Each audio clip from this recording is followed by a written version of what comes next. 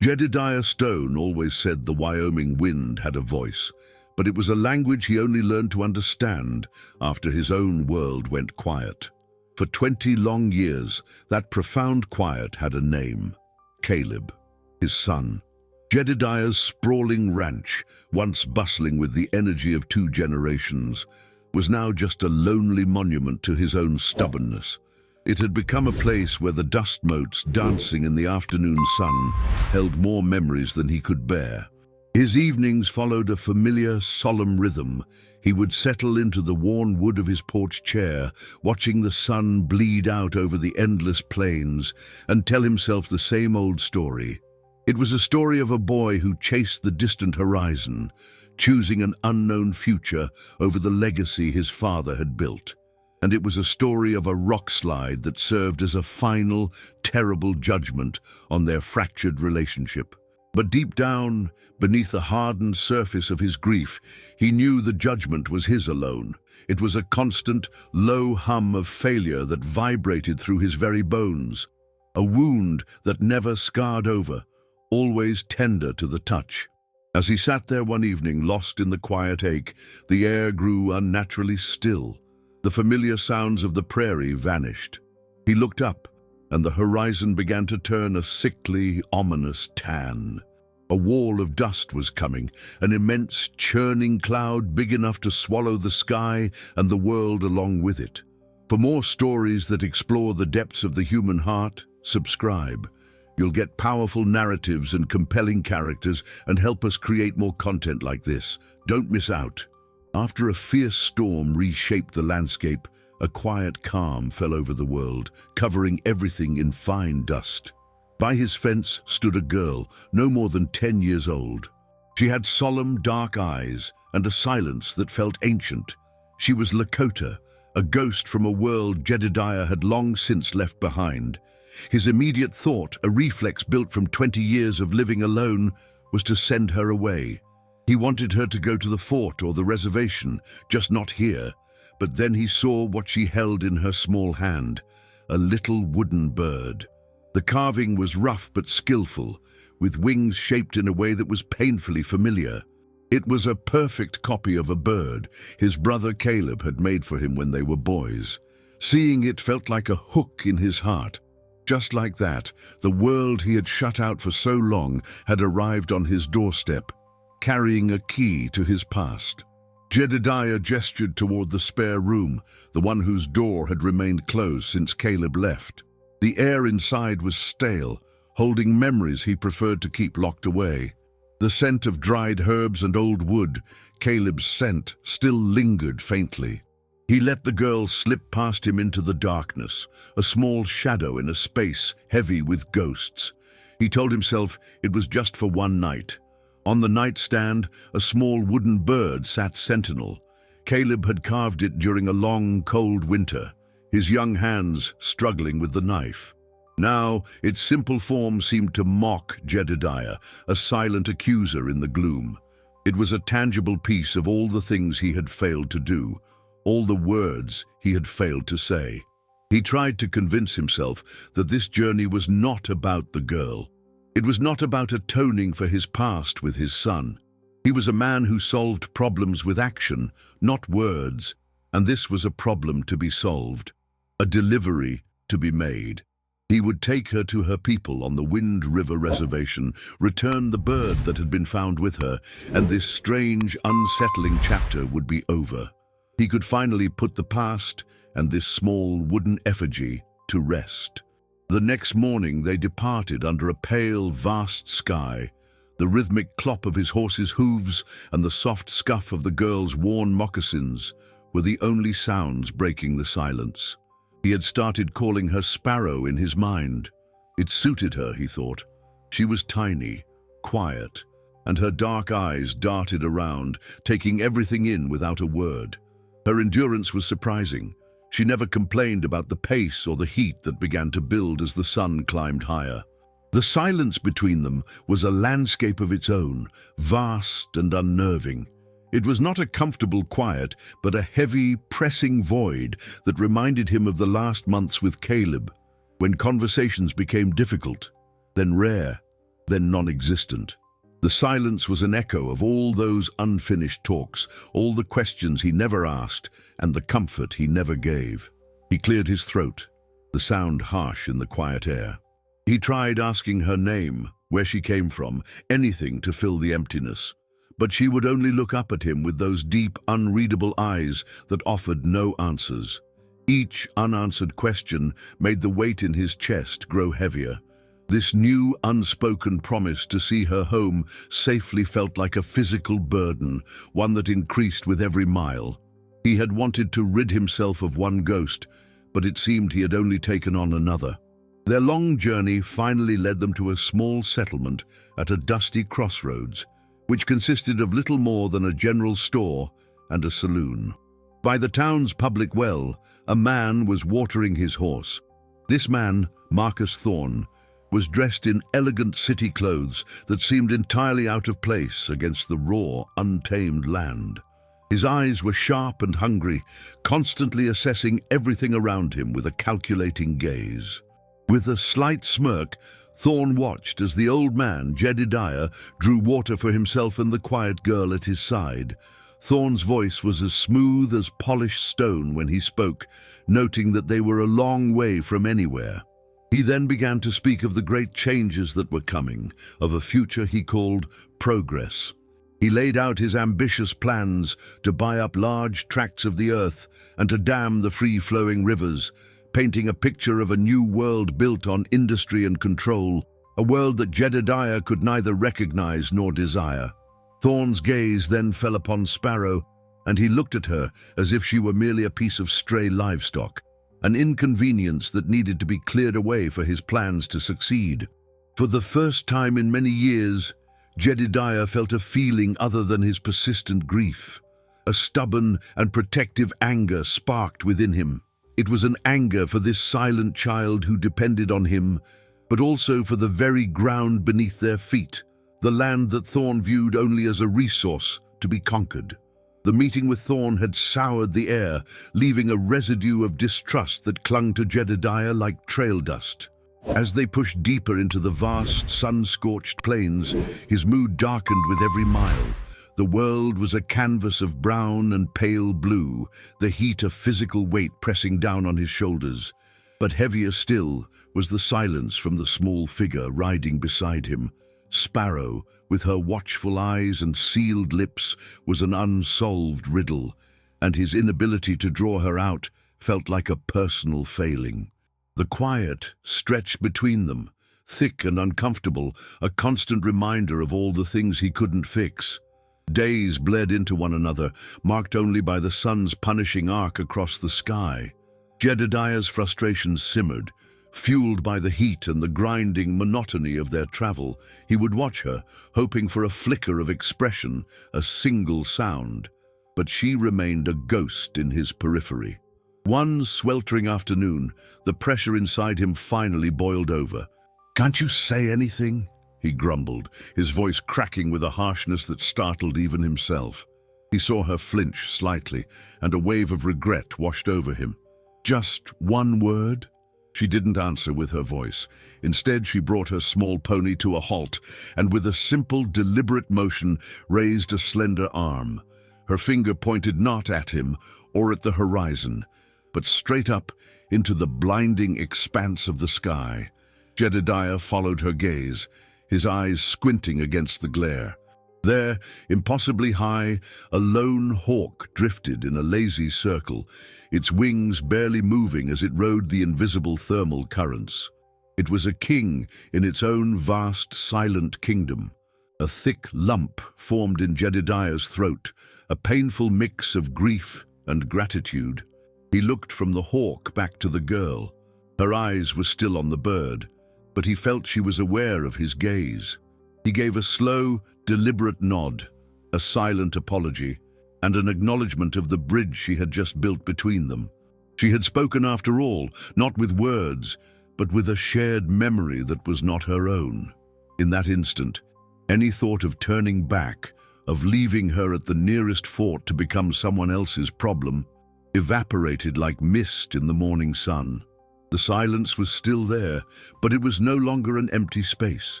It was filled with the echo of a boy's voice and the secrets of the wind. After days of riding, they stumbled upon a desolate town. A faded wooden sign, battered by the elements, announced its name: Solitude. To Jedediah, the name felt less like a place and more like a personal taunt. Wind moaned through the skeletal frames of what were once homes and shops, and small whirlwinds of dust danced along the deserted main street.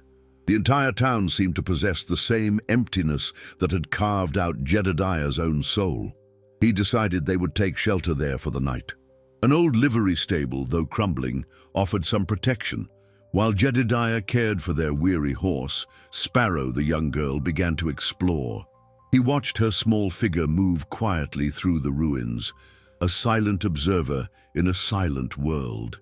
A strange sense of distance settled over him as he watched her go, a feeling that they were not real people, but merely phantoms haunting this forgotten place. Finding a dry spot to sit, he let the immense quiet of the town envelop him. It was a comfortable, familiar silence. For a fleeting moment, he allowed himself to imagine he was truly alone again, that the girl and the wooden bird she carried were just a fever dream, a mirage conjured by the punishing heat and his own profound isolation. Jedediah pushed open the heavy, groaning door of the old church, stepping from the harsh afternoon sun into cool shadow. The air inside was thick and still, smelling of rotted wood and settled dust. The building lay in near total darkness, save for a single brilliant column of sunlight that cut through the gloom from a hole in the roof. Dust motes danced in the bright beam like tiny golden sprites. He was looking for Sparrow, a familiar worry knotting in his stomach. She had a habit of seeking solace in the town's most forgotten corners. And there she was, kneeling in the center of that pillar of light, her small frame a silhouette against the brightness. She was completely absorbed in something on the floor, her dark hair shielding her face. Jedediah moved quietly down the aisle, his worn boots making little sound on the warped floorboards. Broken pews stood like skeletal remains on either side, their wood bleached and splintered by years of neglect. He approached her softly, not wanting to break her intense concentration. As he drew closer, he saw she was tracing patterns in the thick blanket of dust on the floor. Her index finger moved with a strange, deliberate grace, leaving clean, dark lines in the pale grey powder. He had expected a childish doodle, but the design was complex, full of specific angles and curves. She wasn't guessing. She was creating something she already knew, pulling it from her mind and giving it form. He leaned over her shoulder to get a better look, and his breath caught in his throat. His heart gave a single, painful thump against his ribs. His first thought was that it was a map back to the reservation, a path home, but that hope vanished instantly. He recognized the stark, twisting geography. These were the canyons to the west. His eyes followed a path that snaked through familiar ravines until it stopped at one particular rock formation, a jagged peak like a broken tooth. He knew that place with a chilling certainty. It was the Canyon of the Rock Slide. A cold wave washed over him, 20 years of buried history unearthed in a moment. He could almost hear the terrible grinding roar of stone giving way, the thunder that had echoed through his life ever since. It was the place he had avoided for 2 decades, a black hole on his map of the world. It was the place where his friend Caleb had been lost, where everyone agreed his story had met its final, crushing end beneath tons of granite. Jedediah pulled his gaze from the disturbingly accurate map to the small, serious face of the girl. She finally looked up, her dark eyes meeting his. There was no childish innocence in them, only a profound gravity that seemed far too old for her. This couldn't be a random act, a coincidence. The precision of the map, the choice of that specific haunted location, it felt like a message. It was a splinter, sharp and insistent, lodging itself deep beneath the scar tissue of his past, a question he could no longer ignore. Leaving the quiet of solitude, the group followed the strange map provided by the girl. The journey took them into a rougher landscape where the trail was often hard to see. As the afternoon sun began to lower, they discovered a small, struggling farm in a shallow valley. Two men were arguing, their voices sharp with old frustrations. One was a young man named Elias, the other his aging father. The old man's face was set with stubborn pride as he yelled at his son. He called the boy's dreams foolish and said that the land required respect, not childish fantasies. Jedediah froze, the words striking him like a physical blow. They were a perfect, painful echo of his own past. It was the same argument he'd had with Caleb, the same harsh tone he had used to dismiss his own son's dreams. He saw the flash of pain in Elias's eyes, and in that instant, the young man's face seemed to transform into the ghostly image of his own son. A bitter taste of shame filled Jedediah's mouth, and he had to physically turn away from the scene. He was seeing a reflection of himself, not as the grieving father he thought he was, but as the very source of his son's deep wound. As they followed the map and drew closer to the canyon, the booming sound of explosions intensified. Jedediah looked over a rocky ledge and saw them. Thorne's men, using dynamite to blast into the canyon wall. They were clearly searching for something, and he knew a direct confrontation was impossible. In that moment, something that had been dormant inside him for 2 decades stirred to life. The cunning, observant lawman he once was. He carefully analyzed the terrain, the placement of the guards, and the rhythm of the explosions. After instructing Sparrow to remain hidden, he circled around to the opposite side of the canyon. With a crowbar from his bag, he pried loose a large, precarious rock overhang. He didn't create a massive landslide, just a small one with a loud crash that would sound like a costly mistake. As the crewmen shouted and ran toward the noise to investigate, Jedediah slipped away and silently returned to Sparrow. The ghost of his former self was back, not to serve justice, but to protect the little girl who depended on him. Using the chaos from the blasting as a diversion, they found what the crew had missed, a narrow, hidden trail obscured by thick brush. The path led them away from the noise and deep into a sheltered canyon cove. There, hidden from the world, was a small and peaceful Lakota camp. At the entrance, an older woman with kind, knowing eyes greeted them. She smiled at the girl. "Anpao," she said warmly, "you have returned, and you brought him." Her gaze then fell upon Jedediah, and he felt as though she could see every sorrow and regret he held inside. The woman, Chaitin, guided them to a fire. She explained that Anpao was never lost, but had been sent on a special mission to find him. With a gentle motion, Chaitin held out a worn leather journal, its cover soft with age. "Your son wanted you to have this," she said softly. "He did not perish in the slide. He has been here, with us." The journal felt like it was made of lead in Jedediah's hands. A single powerful thought drowned out all other sound in his mind. Caleb was alive. Chaitin continued to speak, and with every word, the foundations of Jedediah's world crumbled. She told him how Caleb had survived all those years ago and found a home with her people. He had married a Lakota woman and started a family, building a life in this very place. The young girl, Anpao, was his daughter, Jedediah's granddaughter. He looked at her then, truly looked at her, and finally saw what had been hidden in plain sight. There was a faint echo of his late wife in the girl's eyes, and a familiar set to her jaw that was his own. The grief he had carried for 20 long years suddenly felt like a hollow monument to a falsehood. His son had not been cruelly taken from him.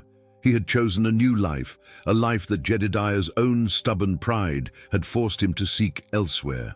All that was left inside him was the immense, empty chasm of 2 lost decades. His hands trembled as he opened the journal, its first page a doorway into a life he never knew existed. Just as Jedediah began to recover from the first disaster that had shaken his world, a new one appeared in the form of Marcus Thorne. This time, however, Thorne did not ride in with armed men, but with 2 of his foremen acting as witnesses. He held up a single sheet of paper, presenting it not as a weapon, but as an undeniable fact. His old arrogance was gone, replaced by a cold finality, as he announced that the document was a legal deed. It gave his company ownership of the land and all its resources. The tribe was given until sunrise to leave. It was an absolute demand, a new kind of enemy that could not be fought with arrows or outsmarted with old strategies. As a quiet despair settled upon the camp and people began to pack their few belongings, Jedediah walked to the edge of the settlement.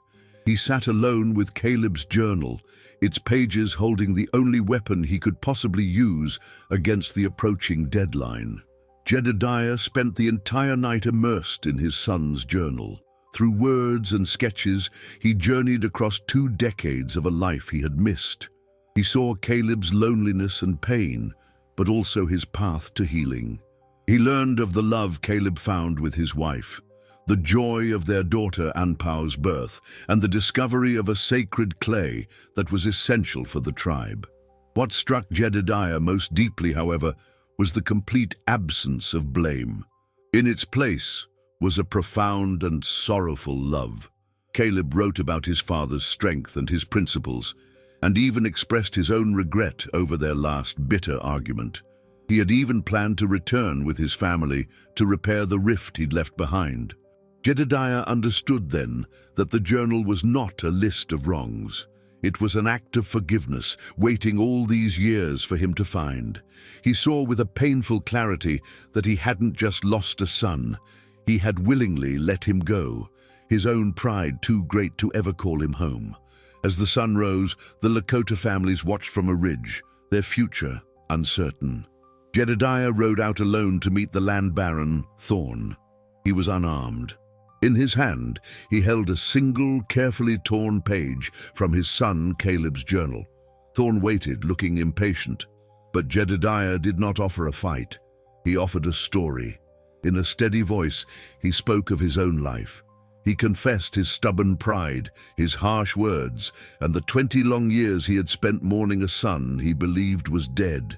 He spoke of the deep regret he felt for missing his son's life, a life he was never a part of. When he finished, he held out the folded page. He explained quietly that his son had written it about a father's regret. Thorn took the page and began to read. As he absorbed Caleb's words, his cold, controlled expression started to break. In that moment, Jedediah saw a flicker of profound personal pain in the Baron's eyes, a sorrow that was a shocking mirror of his own. With a trembling hand, Thorn revealed the source of his pain. He explained that his father's choices had cost their family everything, and he had dedicated his life to trying to win it all back. Hearing this, Jedediah no longer saw an enemy, but a reflection of himself. He recognized the same ghosts and the same wounds that had driven him into hiding. In that moment of shared hurt, Jedediah chose a new path. He did not beg for mercy, but instead offered a partnership. He suggested they use the canyon's sacred clay to build something new, a future that could honor Thorn's legacy while also providing for Anpau's people. To make this offer, Jedediah had to swallow the last of his pride. Thorn, his own dark mission broken by this unexpected gesture of peace, slowly gave his consent.